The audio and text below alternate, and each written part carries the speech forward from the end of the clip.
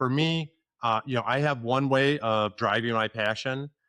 For you, you have a different way. And I think we all share different ways as well. But, I mean, I share the family thing for sure, like 100%. I have 3 kids, my wife, they're number one. Yeah. But, find where it is, dig deep inside of you, figure out what it is that drives you, and then build on that and amplify that and talk about it and write it down and put it on your desk and let it just talk to you every day.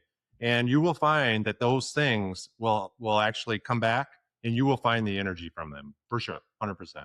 Seen it I dozens of love it. times. That's a great way of putting that. Let's go to experiences. So on your side, you've dealt with what did you say, 18,000 businesses, 160,000 people, and Yeah. the pressure that brings. As you have scaled from just a few employees to 27 employees, and I want to stop and again, we're inundated with social media. 27 employees is a lot of responsibility. That's not, people see companies with 1 million employees and they lose track that that's not the normal, that's not the average. And so 27 employees is a nice scaled business. As you've gone from 1 or 2, probably just yourself, maybe your wife, I'm guessing something along those lines, to the point where you are now at 27, and you've gone from few customers to 18,000 businesses. At what point through that process, from 0 to where you are today, what was your biggest pain point? Did you have a point where you're like, okay, I got to start looking at this differently, or I got to do something different as you scale? Yeah, I think for me, my biggest challenge, and I think a lot of solopreneurs will deal with the same thing, is I am a people person, a natural leader. That's people told me that since I was late teens. Excuse me. I was really focused on just trying to do things myself, because I knew I could execute extremely fast. I could get things done, and I could get things out in hours or a day. I didn't want to rely on people.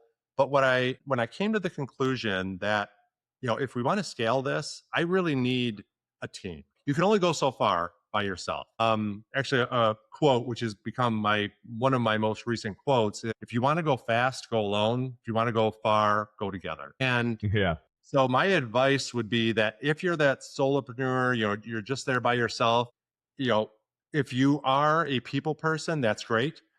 If you are, more on the introverted side, spend a little time learning how to work with people, but then building up your leadership skills and understanding how to lead people, because leading yourself is completely different than leading a team. And it doesn't matter if it's a team of 1 or 2 or if it's a team of 27. It's a whole different skill set. So, it's really understanding people and also recognizing that people are all individuals and you can't treat them all the same, and that certain people are gifted in certain ways, and certain people are struggle in certain ways. And to get a really good understanding of the people that you're looking to bring on, I always say hire slow, fire fast as well.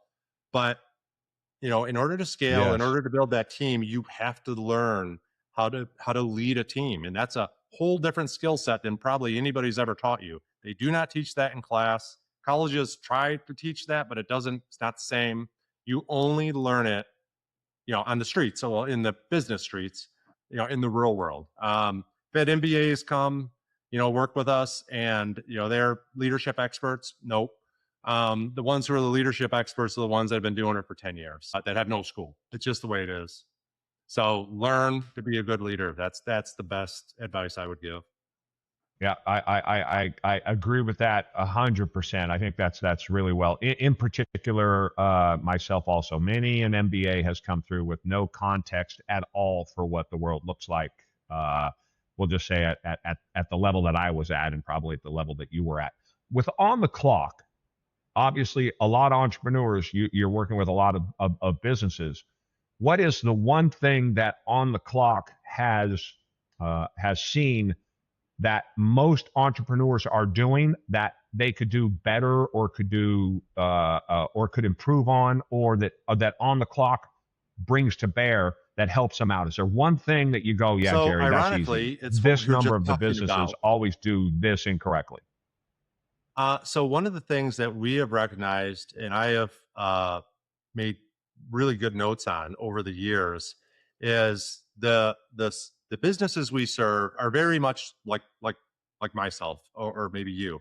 They're small businesses. They started with an entrepreneur that was on his own or her own, built a small team. Maybe they now got 10, 20, 30 people.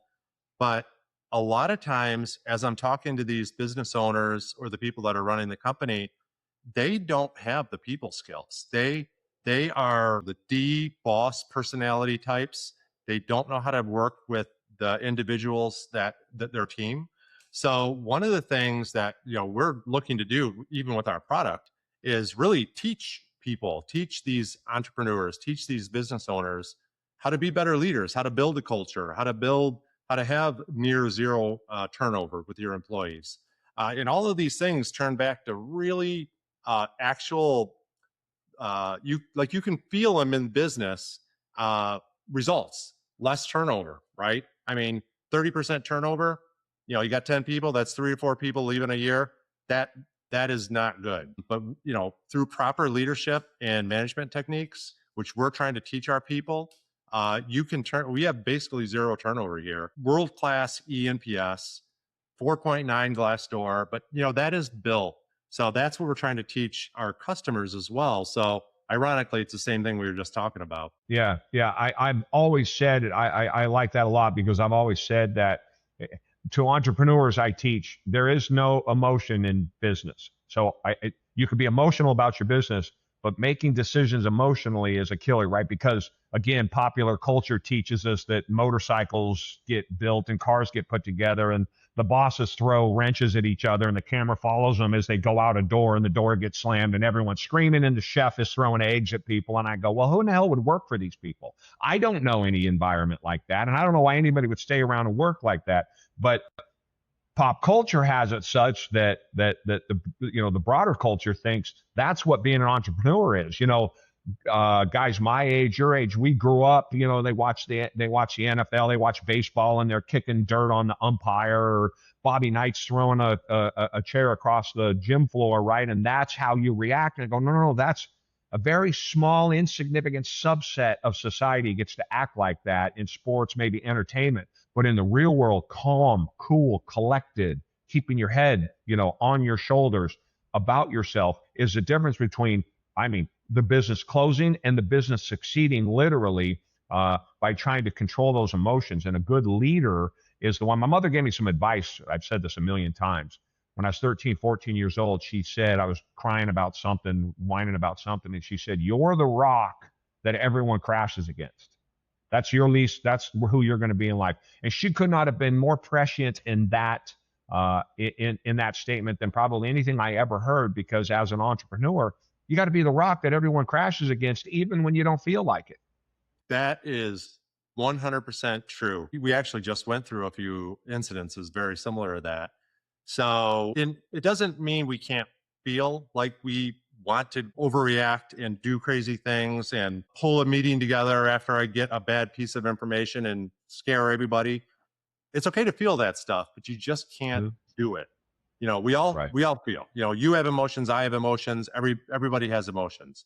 But it's the ability to control your emotions and to be that rock that you're talking about, and because we have to be that rock, because everybody else in the company can be freaking out, but the CEO, the owner, whoever's running it, they need to be stable, calm, decision, non-emotional.